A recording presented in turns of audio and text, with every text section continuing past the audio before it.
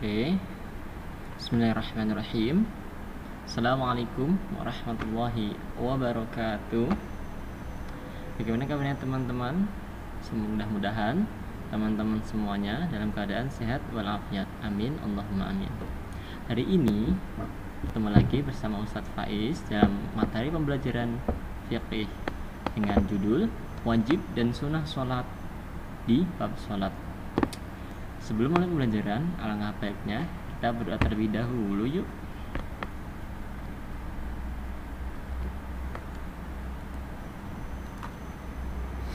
Oke, kita akan berdoa.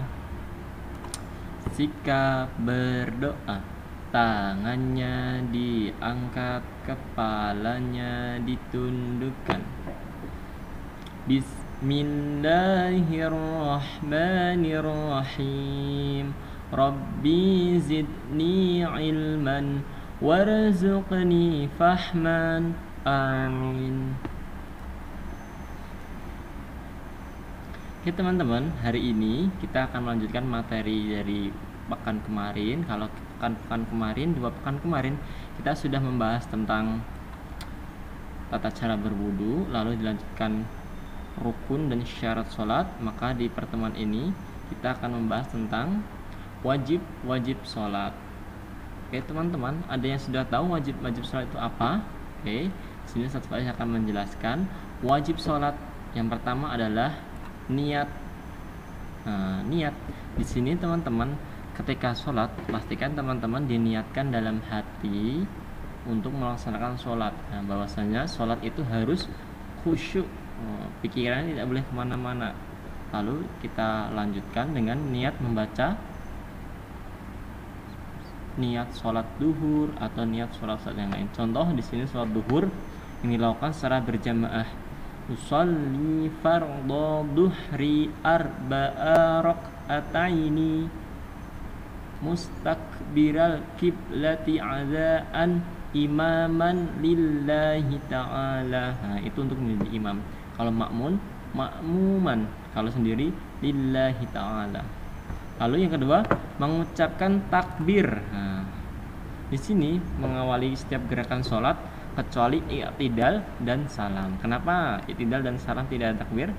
Ya karena bacanya berbeda. Kalau i'tidal itu sami Allahu liman hamidah, Rabbana lakal hamdu min us-samawati wa min ul-ardi wa min umasita min syai'in ba'du. Kalau salam, Assalamualaikum warahmatullahi. Assalamualaikum warahmatullahi. Jadi yang kedua tadi mengucap takbir. Yang ketiga, berdiri bagi yang mampu. Sesuai sabda Nabi SAW kepada Imran bin Al-Husain radhiyallahu anha yang berbunyi, "Salatlah kamu dalam keadaan berdiri. Jika tidak mampu, maka salatlah dalam keadaan duduk, dan jika tidak mampu, maka salatlah kamu dalam keadaan berbaring." Hadis riwayat Bukhari. Teman-teman, jadi di sini teman-teman kewajiban sholat yang utama adalah berdiri. Namun tidak menutup kemungkinan diperbolehkan melakukan sholat dengan cara duduk ataupun dengan cara berbaring. Itu dikhususkan bagi orang-orang yang memang memiliki uzur atau memiliki halangan.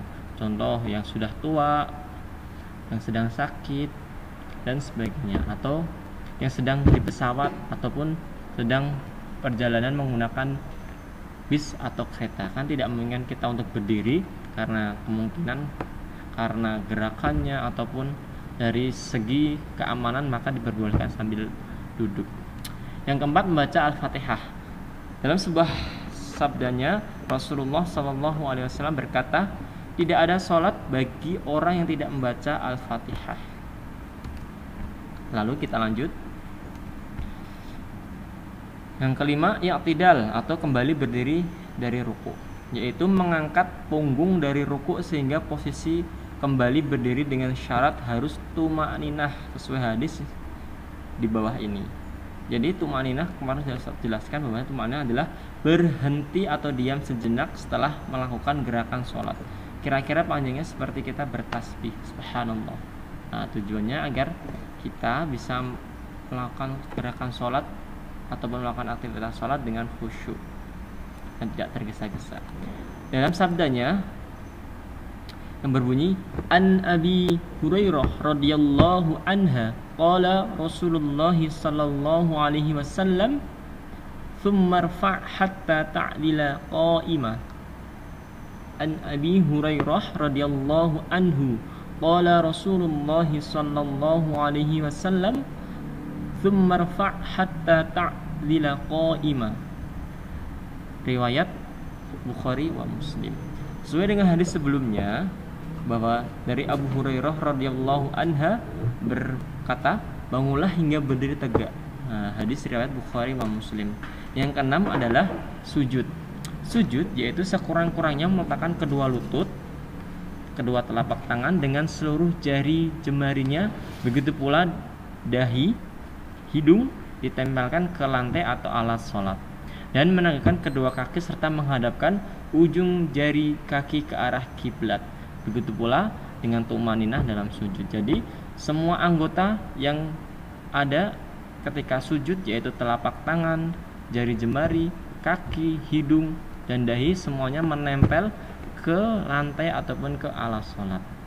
Dalam sabdanya yang berbunyi, Rasulullah SAW bersabda, An Abi Hurairah radhiyallahu anhu qala Rasulullah sallallahu alaihi wasallam thumma sujud hatta tatma'in sajidan. Riwayat Bukhari wa Muslim. Sesuai dengan hadis sebelumnya dari Abu Hurairah radhiyallahu anha berkata, lalu bersujudlah hingga kamu tenang dalam sujudmu. Kita lanjut. Dari Ibnu Abbas radhiyallahu anha berkata, Rasulullah sallallahu alaihi wasallam bersabda, aku diperintahkan sujud dengan 7 anggota tubuh atau anggota badan, dengan kening, kemudian berisyarat dengan hidungnya, 2 telapak tangannya, 2 lututnya, dan 2 ujung kakinya. Hadis riwayat Bukhari wa Muslim. Dalam sabdanya, An Khabbab nil Arti radhiyallahu anhu qala sakauna ilan Nabi sallallahu alaihi wasallam wasalama harrar ramda wasalama harrar ramda wa fi jibahina wa akufina falam yashkuna. Bapak ulangin. An Habab nil Arta radhiyallahu anhu qala sakauna ilan Nabi sallallahu alaihi wasallam hararna wassalama hararamda ifi jibahina wa akufina falam yashkuna. Riwayat Muslim. Dari Khabbab bin Al-Arat radhiyallahu anha, ia berkata, kami pernah mengadu pada Rasulullah tentang panas batu yang kami jadikan tempat meletakkan kening. Lalu kening kami dan telapak tangan kami. Beliau tidak menerima pengaduan kami. Hadis riwayat Bukhari, hadis riwayat Muslim. Jadi teman-teman, walaupun dalam keadaan tempatnya yang panas ataupun dalam keadaan tempat yang tidak rata ataupun yang lainnya, kita diwajibkan untuk menyentuh atau meletakkan atau sampai terkena semua anggota tubuh yang Ustadz Faiz sebutkan tadi. Yang ketujuh, duduk di antara kedua sujud dalam keadaan tumakninah. Di sini hadisnya berbunyi, An Abi Hurairah radhiyallahu anhu qala Rasulullah sallallahu alaihi wasallam tsumma rfa' hatta tatma'ina jalisa. Riwayat Bukhari Muslim. Sesuai dengan hadis sebelumnya dari Abu Hurairah radhiyallahu anha, bangunlah ya kamu tenang dalam dudukmu. Hadisnya Bukhari wa Muslim. Lalu wajib salat selanjutnya yaitu membaca tasyahud akhir. Rasulullah Shallallahu Alaihi Wasallam mengajarkan kami membaca tasyahud seperti beliau mengajarkan surat Al-Quran. Hadis riwayat Bukhari wa Muslim. Yang ke-9, duduk untuk bertasyahud akhir. Duduk bertasyahud akhir dalam sabdanya yang diriwayat oleh muttafaq alaih, maka bila mana kamu mengangkat kepalamu dari sujud terakhir dan duduk sebatas bacaan tasyahud, maka sholat telah sempurna. Hadis riwayat muttafaq alaih. Oke, kita lanjut.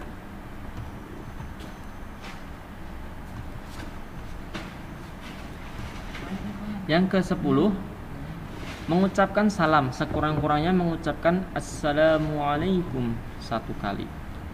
Dalam sabdanya yang diriwayatkan oleh Abu Dawud, Tirmizi dan dalam sanadnya yang sahih yang berbunyi, An Abi Sa'idin radhiyallahu anhu anna an-nabiy sallallahu alaihi wasallam qala Miftahul salati wudu'u wa tahrimuha takbir wa tahliluha taslim. Abu Daud wa Tirmidzi wa ghairahuma bisanadi sahih. Dari Abi Sa'id radhiyallahu anha, Rasulullah sallallahu alaihi wasallam bersabda, kunci salat adalah bersuci, tahrimnya adalah takbir, dan tahlilnya adalah taslim. Hadis riwayat Abu Dawud, Tirmizi dengan sanad sahih. Kita lanjut ke poin ke-11. Wajib salat yang terakhir adalah tertib, yaitu seluruh rukun-rukun tadi. Nah, syarat wajib tadi yang disebutkan di atas adalah wajib dilakukan dengan tertib atau urut, dengan waktu salat yang sesuai dengan anjuran syariat Islam. Dalam sabdanya Rasulullah SAW bersabda, qala Rasulullah sallallahu alaihi wasallam wa ilaihi wasallama sallu kama ra'aitumuni asalli. Rasulullah sallallahu alaihi wasallam bersabda, salatlah kalian sebagaimana kalian melihatku. Ketika kalian melihatku, yaitu ketika salat. Hadis riwayat Bukhari, Muslim wa Ahmad dan Ahmad. Oke teman-teman, itu merupakan wajib-wajib sholat yang ada 11 poin. Kurang lebih itu untuk poin-poin wajib sholat. Yang selanjutnya kita akan membahas ke sunnah-sunnah sholat. Nah, karena wajib itu harus dilakukan dan haram hukumnya ataupun tidak syah, bisa menjadi tidak syah sholatnya. Mohon maaf, tidak sah sholatnya jika teman-teman tidak melakukan kewajiban-kewajiban sholat tadi. Selanjutnya adalah sunnah-sunnah sholat. Sunnah sholat di sini teman-teman dari kata sunnah, berarti jika dikerjakan itu lebih baik, akan mendapat pahala. Jika ditinggalkan tidak mendapat dosa, namun lebih dianjurkan teman-teman melaksanakannya. Sunnah sholat yang pertama adalah niat. Nah, niat di sini teman-teman cukup niatkan dalam hati ataupun membaca niat melakukan sholat fardu ataupun sholat sunnah. Yang kedua, menaruh tangan kanan di atas tangan kiri ketika bersedekap. Nah, Hafiz lihatkan di sini tangan kanan ke tangan kiri. Jadi tangan kiri di dalam, tangan kanan di atas. Ataupun boleh disedekapkan seperti ini. Silahkan teman-teman menggunakan riwayat siapa. Itu merupakan sunnah sholat. Yang kedua, membaca doa iftitah, takbir walhamdulillahi katsira, dan lanjutannya. Yang keempat, membaca ta'awud. Dari Abu Sa'id Al-Khudri radhiyallahu anhu, dari Nabi sallallahu alaihi wasallam bersabda, jika hendak sholat beliau membaca doa iftitah lalu membacanya, a'udzubillahi samii'il 'alimi minasyaitonir rajim min hamzihi wa nafthihi wa naqathihi. Hadis riwayat Abu Dawud wa Tirmizi. Kita lanjut ke poin ke-5, membaca basmalah. Nah, lalu ke-6, membaca amin setelah Al-Fatihah. Sabdanya ataupun riwayat hadisnya membaca amin merupakan sunnah sholat. Dari Wa'il bin Hujr radhiyallahu anhu, dia berkata, jika Rasulullah SAW membaca waladhdallin, dia mengucap amin sambil mengeraskan suaranya. Hadis riwayat Abu Dawud dan Tirmizi. Yang ketujuh, membaca surat Al-Fatihah. Dalam sabdanya dari Abu Qatadah radhiyallahu anhu, dia berkata, pada 2 rakaat pertama salat zuhur, Nabi SAW baca Al-Fatihah dan 2 surat. Dia memanjangkan rakaat pertama dan memendekkan rakaat kedua. Hadis riwayat Muslim. Kita lanjut ke poin ke-8, membaca tasbih saat ruku dan sujud 2 atau 3 kali. Jadi membaca tasbih saat ruku dan sujud 2 sampai 3 kali, atau 2 kali ataupun 3 kali. Subhana rabbiyal adimi, Maha suci Rabbku yang maha agung. Dan dalam sujud lainnya dia membaca, dan dalam sujud yang lain dan dalam sujudnya beliau membaca Subhana rabbiyal a'la, Maha suci Rabbku yang maha tinggi. Hadis riwayat Nasai dan Abu Dawud. Yang ke-9, dari Utbah bin Amr radhiyallahu anhu, dia berkata, jika Rasulullah SAW ruku, beliau membaca Subhana rabbiyal azimi wa bihamdi. Hadis riwayat Baihaqi dan Abu Dawud. Yang sunnah sholat selanjutnya yaitu yang ke-11, membaca doa baik setelah tasyahud awal maupun kedua. At-tahiyatullahi wa salatu wa tayyibah. Assalamu alayka ayyuhan nabiyyu wa rahmatullahi wa barakatuh. Assalamu alayna wa ala ibadillahi sholihin. Ashhadu an la ilaha illallah wa asyhadu anna Muhammadan abduhu wa rasulullah. Jadi at-tahiyatullah wassalatu wa thayyibah. Assalamu alayka ayyuhan nabiyyu wa rahmatullahi wa barakatuh. Assalamu alayna wa ala ibadillahis sholihin. Asyhadu an la ilaha illallah wa asyhadu anna Muhammadan abduhu wa rasuluhu. Di sini riwayatnya menggunakan at-tahiyatullah. Boleh teman-teman menggunakan at-tahiyatul mubarakatus shalawatut thayyibatulillah. Jadi silakan teman-teman menggunakan riwayat dari keyakinan teman-teman, karena di sini merupakan yang diambil dari Ustadz Faiz menggunakan riwayat dari yang umum digunakan oleh bagian ulama terdahulu. Kalau dari Indonesia rata-rata menggunakan at-tahiyatul mubarakatus shalawatut thayyibatulillah. Assalamu alayka ayyuhan nabiyyu wa rahmatullahi wa barakatuh. Insyaallah tujuan dan maksudnya sama saja teman-teman, karena perbedaan itu pasti terjadi karena kita hidup bukan di zaman Nabi. Pasti banyak perbedaan, namun alangkah baiknya kita menyikapi setiap perbedaan itu dengan saling bertoleransi ataupun saling memahaminya. Yang ke-12, kemudian dianjurkan dengan salawat kepada Nabi dan doa dari fitnah Dajjal. Min adzabi jahannam wa min adzabil qabri wa min fitnatil mahya wal mamati wa min syarril masihid dajjal. Hadis riwayat Muslim, Ibnu Majah dan Abu Dawud. Oke teman-teman,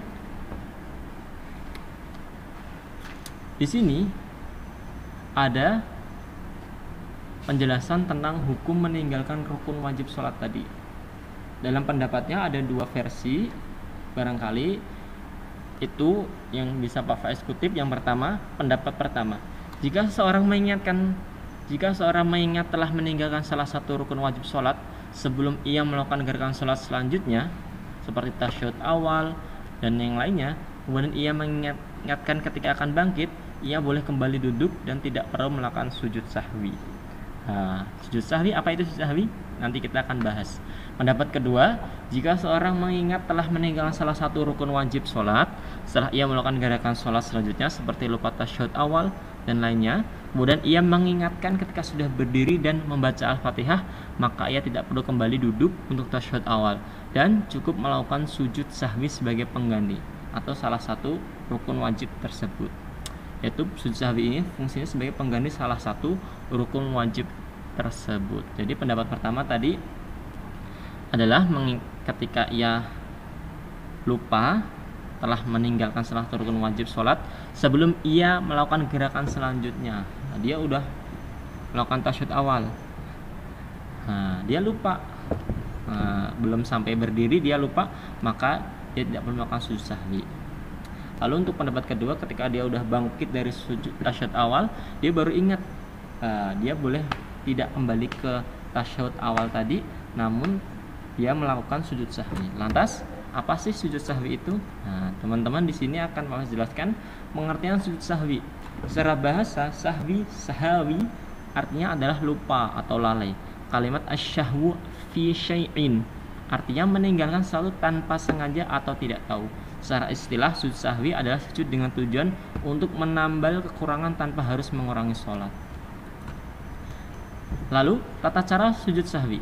Melakukan sujud sahwi pertama dan membaca doa sujud Subhana man la yanamu wa la yashu, yang artinya Maha Suci zat yang tidak mungkin tidur dan lupa.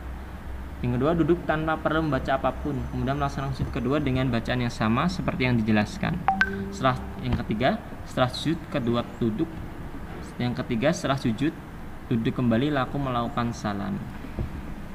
Atau teman-teman, jika terjadi kelupaan wajib sholat tadi, teman-teman boleh melakukan sujud sahwi dengan cara versi 1 dan versi 2. Silakan teman-teman pelajari. Barangkali teman-teman ada yang terlupa rokaatnya, terlupa gerakannya, teman-teman boleh menambal atau mengganti sholat tersebut tanpa harus diganti sholat keseluruhan, namun diganti dengan sujud sahwi. Kesimpulannya teman-teman, di sini adalah ada kata kunci wajib. Di sini kewajiban sholat. Jika meninggalkan secara sengaja, maka batal sholatnya. Jika tidak sengaja maka tidak batal, maka harus menggantinya dengan sujud sahwi. Yaitu kewajiban-kewajiban tadi, jika teman-teman secara sengaja maka batal sholatnya. Contoh, tergesa-gesa, tidak ada rukuknya, tidak ada sujudnya, maka teman-teman dianggap batal atau tidak syah sholatnya. Namun jika tidak sengaja, tidak batal, namun harus mengganti dengan sujud sahwi tersebut. Sunnah, tidak batal sholat jika tidak ditinggalkan. Tidak batal sholat jika ditinggalkan baik sengaja maupun tidak, namun mengurangi kesempurnaan sholat. Tadi ada sunnah-sunnah sholat tidak batal teman-teman jika teman-teman tidak melakukan gerakan ataupun sunnah-sunnah tadi, namun mengurangi kesempurnaan sholat. Sholatnya belum sempurna, belum terlihat 100%, kalau dalam bahasa ilmiahnya. Rasulullah SAW bersabda, sholatlah kalian bagaimana melihat aku sholat, yaitu sholat secara sempurna, baik rukun, wajib maupun sunnah-sunnahnya. Mudah-mudahan kita semuanya bisa memetik hikmah dari pelajaran ini. Kita bisa menjadikan diri kita lebih baik lagi, lebih bertakwa, lebih beriman, dan lebih baik dalam menyempurnakan setiap sholat kita. Karena sholat merupakan tiang agama teman-teman. Jika sholatnya baik, insya Allah kehidupan teman-teman di akhirat maupun di dunia ini, terbalik, di dunia maupun di akhirat nanti, teman-teman akan menjadi pribadi yang baik atau menjadi ahlu surga, atau teman-teman akan mendapatkan kenikmatan yang luar biasa di dunia maupun di akhirat nanti teman-teman. Oke, barangkali itu penjelasan dari Ustadz Faiz. Jika ada kesalahan atau tutur kata karena Pak Faiz Al-Fakir, mohon maaf, karena itu datang dari saya sendiri. Jika ada kebenaran, itu datangnya dari Allah Subhanahu wa taala, zat yang maha memberikan segalanya untuk umatnya, zat maha segalanya. Di sini ada proyek teman-teman, silahkan teman-teman recalling atau presentasikan materi tentang wajib sholat, wajib dan sunnah sholat di depan ayah dan bundamu. Lalu dokumentasikan berupa rekaman video, tidak perlu panjang-panjang, dengan durasi maksimal 5 menit saja. Oke, barangkali itu dari Ustadz Faiz. Jazakumullah khair. Assalamualaikum warahmatullahi wabarakatuh.